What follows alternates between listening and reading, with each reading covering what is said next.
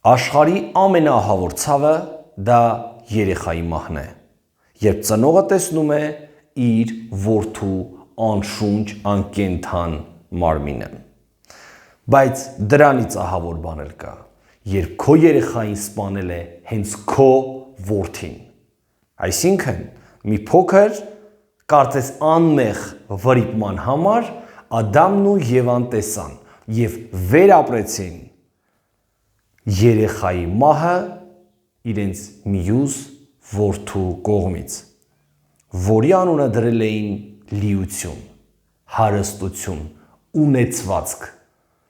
որի հետ հույս էին կապում փրկության եւ նա էր նրանց անդրանիկը։ Այս ամենը տեսնելով Աստված Կայենին ելք առաջարկեց, որպեսզի Կայենը իր սերմացի պտուղը տեսնի եւ արդյունքում ըստ երևույթին ապաշխարի։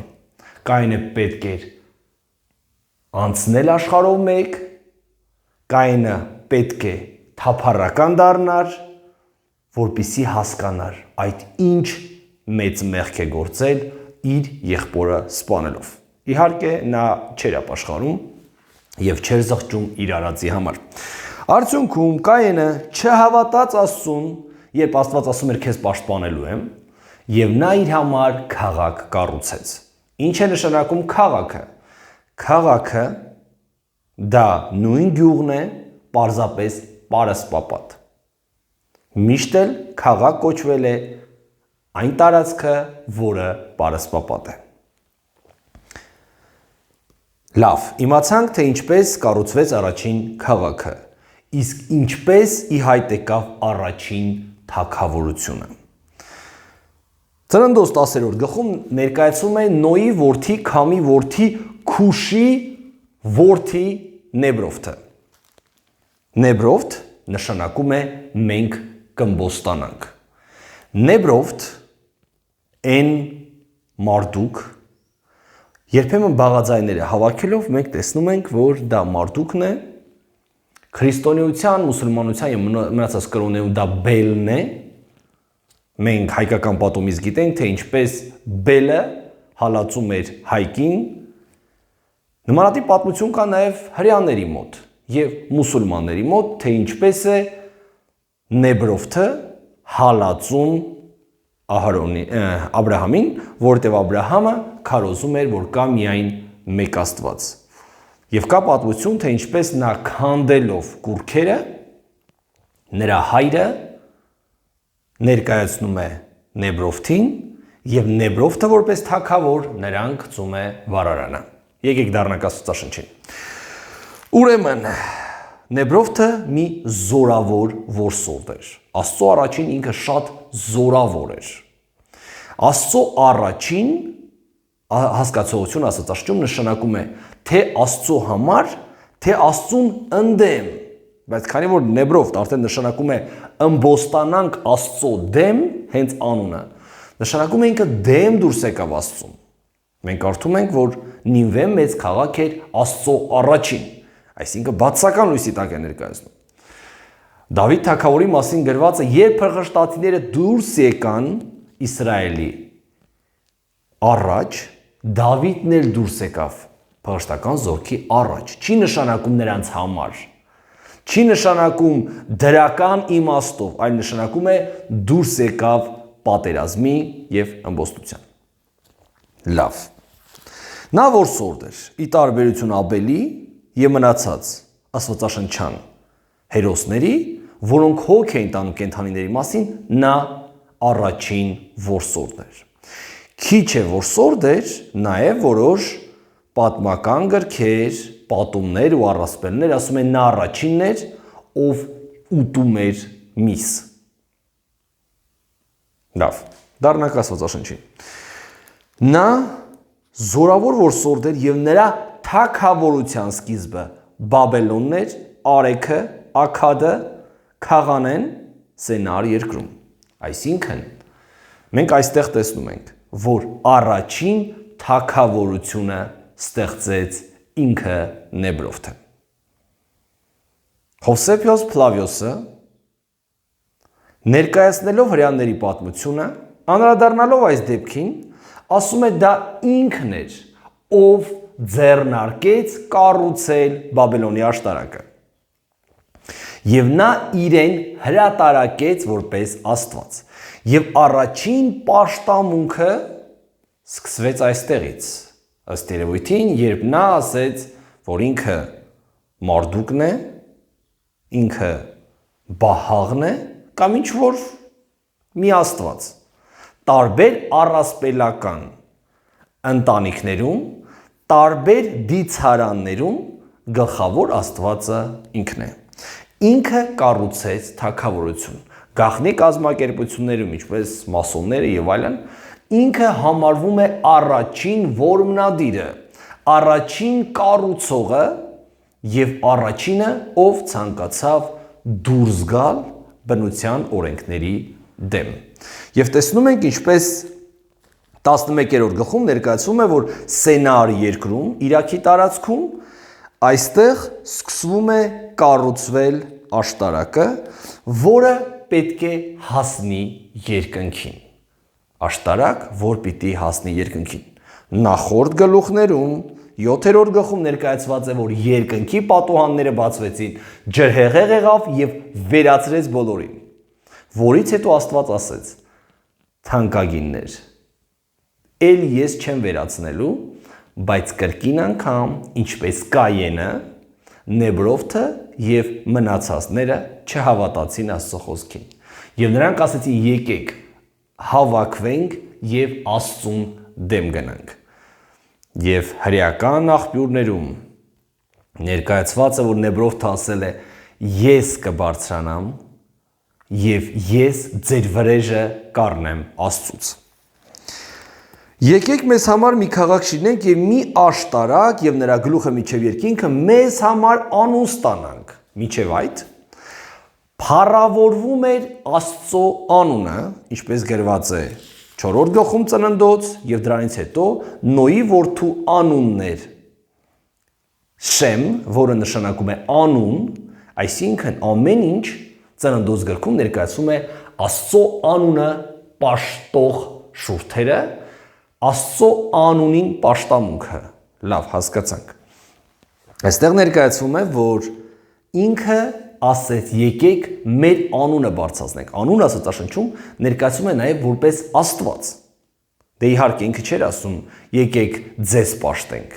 Իհարկե ինքը ասում էր եկեք ինձ պաշտելու։ Բայց Աստված տեսնում ենք ինչպես վերացրեց այդ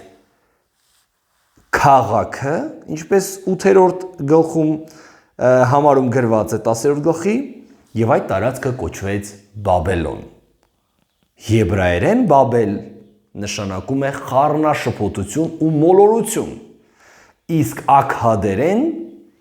կամ բաբելոներեն նշանակում է երկնքի դարպասներ, մուտք դեպի երկինք։ Եվ այս Բաբելոնի թագավորությունն ու գաղափարը դեռ մնալու է ամբողջ Աստվածաշնչում։ Կար մի առաջնորդ, որը ուժով վերցրեց բոլորից զորությունը եւ ինքը դուրս եկավ ահավոր, զորավոր Աստծո դեմ։ Լավ, դա էլ է պարզ։ Իսկ ինչ պիտի լիներ Աստծո ժողովրդի հետ։ Ով պիտի ղեկավարեր Աստծո ժողովրդին։ Եվ հաջորդ գլուխը սկսում է, որ Սեմի որդիներից կար մեկը, որի անունը Թարա էր։ Թարան մի սովորական ընտանիքում էր, նա չնայած որ սեմական ցեղից էր, բայց ապրում էր բաբելոնական Ուր քաղաքում։ Հրեաների մոտ դա Հուր քաղաքն է, հայկական Հուր կրակը։ Դրա համար երբեմն ռաբիները ներկայացնում են, որ Աստված երբ որ ասեց Աբրահամ քեզ փրկել եմ Ուրից, նրանք ասում են, որ Բաբելոնում Աբրահամին գցել էին կրակի վառարանի մեջ, դրա համար Աստված նրան փրկեց Հուրից։ Նույն պատմությունը, ինչպես Դանիելի 3 ընկերները, այդպիսի մի առասպել ունեն նաև Աբրահամին, թե ինչպես Աստված փրկեց հրից։ Եվ Աբրահամը եւ Նաքովրը իրենց համար կանայք առին, Աբրահամի կնոջ անունը Սառա եւ Նաքովրի կնոջը Մեղքա եւ այլն, եւ նրանք դուրս եկան Քաղդիացիների ուր քաղաքից, որպիսի գնան դեպի Քանանի երկիրը։ Ուրեմն Աբրահամի հայր Թարան իր ընտանիքի հետ, նաև կարելի է հիշել, որ Թարայի որդի Առանը մահացել էր Թարայի առաջին, այսինքն նույն դեպքը ինչ որ Ադամի։ Նրանք դուրս են գալիս, որպեսզի գնան խոստացված Քանանի երկիրը, որը պիտի տրվեր Սեմական ցեղին։ Իդեպ 10-րդ գլխում ներկայացնում է Քամի ցեղը, որտեղ մենք տեսնում ենք Թորգոմին, որը ներկայացնում է Հաբետյան կողմը, հայկական լեռնաշխարհը։ Եվ այստեղ մենք տեսնում ենք Աստված Աբրահամին ասում է դուրս արի Բաբելոնից։ Մինչև հիմա էլ Աստված բոլորին կոչ է անում դուրս եկեք Բաբելոնից։ Իհարկե, Բաբելոն քրիստոնեական ուղղություն, որը շեղում է ճշմարտությունը, բայց Բաբելոնը դա մեղքի իշխանությունն է, մեղքն է, մարմնի մեջ մեղքի օրենքն է, որը դեմ է գնում Աստծո օրենքին, եւ մարդիկ պետք է ամեն օր սպանեն ամեն մտքի, որը դուրս է գալիս Աստծո դեմ ըմբոստանալու։ Այդպես է ներկայացնում Պողոս առաքյալը։ Եվ գրված է Աստված բարձրացնում է ազգ ու ազգի գլուխ, որն է Աբրահամը։ Աբրահամը դառնալու է բոլոր հավատացյալ մարդկանց գլխավորը։ Նրա հայրը եւ որդիները հասնում են Խարան եւ շարունակում կամ դառնում են կռապաշտ։ Իսկ Աբրահամը անցնում է գետը, Եփրատը եւ գալիս է խոստացված երկիր։ Աստված Աբրահամին ասել է. «Քեզ մեծ ազգ եմ շինելու, քեզ օրհնեմ, քո անունը մեծարեմ, քո անունը ես կմեծարեմ, դու ինձ կմեծարես, ինչպես գրված է շարունակության մեջ, նա Աստծո անունն էր կանչում, 8-րդ համարում, իսկ Աստված ասում էր, ես քո անունն եմ մեծարելու»։ Այսինքն նա կարծես է դուրս է գալիս Նեբրովթի ինքնիշխան կառավարության առաջ։ Աշխարհը բաժանում է երկու մասի՝ եկեղեցի, Աստծո ժողովուրդ եւ Բաբելոն, բռնակալ Նեբրովթի կամ Բելի գլխավորությամբ։ Քեզ օրհնողներին կօրհնեմ, քեզ անիծողներին կանիծեմ եւ երկրի բոլոր ազգերը քեզանով կօրհնվեն։ Աբրահամը թողում է իր հորը, իհարկե թաղելուց հետո, այնտեղ մնում են տարիներ, դրանից հետո շարունակում է եւ իջնում խոստացված երկիր։ Ահա թե ինչպես է ներկայացնում Աստվածաշունչը։ Մատթեոս 20-րդ գլխում ներկայացվում է հետևյալ դեպքը։ Մատթեոս 20-րդ գլխում այն դեպքից հետո, երբ Հակոբը եւ Հովանեսը իրենց գործի մեջ խառնում են իրենց մորը եւ ուղարկում Հիսուս Քրիստոսի մոտ, որպեսզի Հիսուս Քրիստոսի թագավորության մեջ դառնան, այսպես ասած, նազիր կամ վիզիր, նստեն աջ կողմը կամ ձախ կողմը։ Հիսուս Քրիստոսը կանչելով նրանց ասում է. Գիտեք, որ ազգերի իշխանները տիրում են նրանց վրա եւ մեծամեծերը իշխում են նրանց վրա, բայց այսպես չլինի ձեր մեջ, այլ ձեզանից ով որ կամենա մեծ լինել, թող ձեզ ծառա լինի, եւ ձեզանից ով որ կամենա առաջինը լինել, թող ձեզ ծառա լինի։ Ինչպես մարդի որդին չեկա, որ իրեն ծառայեն, այլ որ ինքը ծառայի եւ շատերի փոխանակ իր անձը մատնի։ Հիսուս Քրիստոսը, տեսնելով իր աշակերտների մեջ մրցակցությունը, թե ով պիտի դառնա նոր թագավորության իշխանը, Հիսուս Քրիստոսն ասում է, Աստծո արքայության մեջ այսպես չէ։ Աստծո արքայության մեջ հեզը խոնարհն է բարձր եւ ոչ թե իշխանությունը վերցնողը եւ ճնշողը ուրիշներին։ Իդեպ իշխանություն բառը կապված է իշխանի հետ։ Տերություն բառը տիրոջ հետ։ Պետություն բառը պետի հետ։ Այսինքն կառուցվում է մի կառույց, որտեղ մարդն է դառնում կենտրոնում եւ մարդն է ղեկավարում բոլորին։ Տիեզերքի օրենքում այդպես չէ։ Տիեզերքի թագավոր Հիսուսը եկավ եւ ծառա դարձավ մեր համար, որպեսզի մենք ծառայությունից ու ստրկությունից ընդունենք որդեգրությունը։ Իսրայել ժողովրդում Աստված ասել էր երկրորդ օրինացագրքում, որ եթե ցանկանաս հասնելով Քանանի երկիրը թագավոր ունենալ, դու կարող ես թագավոր ունենալ եւ ես կտամ քեզ թագավոր։ Աստված նախորդ անգամ Սամուելի միջոցով երկինքը դղրդեցրեց եւ փղշտացիներին վախեցրեց եւ նրանք երբեք էլ չէին հարձակվում Իսրայելի վրա, բայց ժողովուրդը հավաքվեց, մենք տեսնում ենք Աթագավորաց 8-րդ գլխում, եւ ցանկացավ, որպիսի թագավոր ունենա, որ էլ փղշտացիները չհարձակվեն իրենց վրա, չնայած Աստված արդեն այդ հարցը լուծել էր։ Էլի անհավատություն Աստծո նկատմամբ։ Եվ Իսրայել ժողովուրդը գալով Մարգարեի մոտ ասում է. մենք ցանկանում ենք թագավոր, որպեսզի մենք լինենք նրա ծառաները, որպեսզի մեր ունեցվածքով ապրի թագավորական ընտանիքը, որպեսզի մեր որդիները վազեն թագավորի առաջին, որպեսզի մենք ունենանք Տեր, իսկ մենք լինենք նրա ծառաները։ Ու Աստված տեսնելով այդ ամենը ասում է. նրանք ինձ են անտեսում, նրանք ինձ են վիրավորում, ասում է Աստված Սամուելին։ Հետևաբար, մենք այսօր տեսանք, թե ինչպես դրախտային պարտեզից դուրս եկավ առաջին զույգը եւ ապրում էր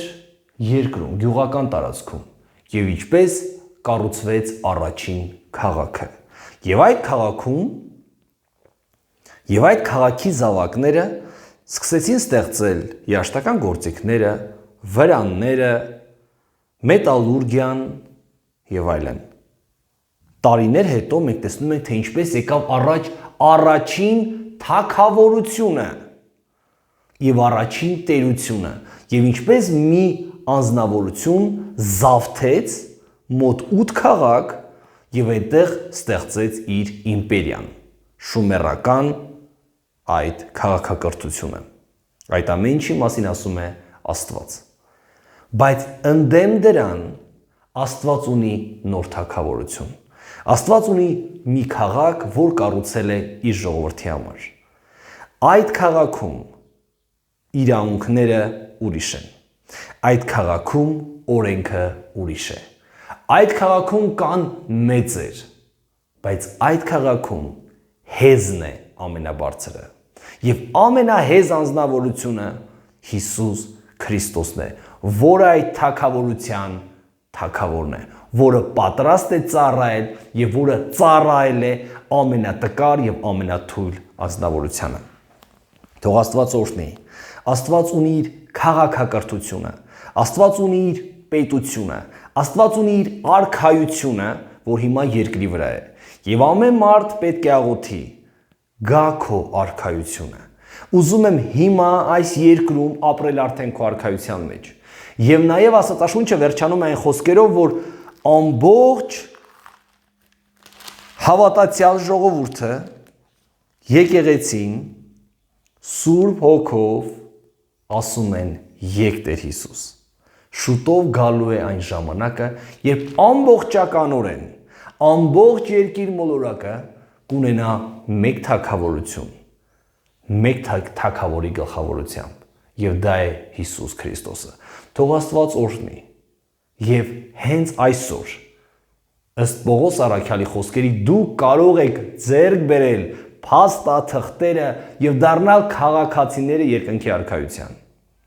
Օգտվեք այդ հնարավորությունից։ Այստեղ է գտնվում դեսպանատունը երկնքի։ Դա եկեղեցին է։ Եվ այդ դեսպանատան միջոցով կարող ես դառնալ քաղաքացին երկնքի եւ քաղաքացին Աստծո արքայության եւ ձեռք բերել հավիտենական կյանք։ Եվ դա ունենում են այն մարդիկ, որոնք Աբրահամի նման դուրս են գալիս Բաբելոն եւ գնում են սпасելու այն քաղաքին, որը պատրաստել է Աստված։ Հաջողություն բոլորին։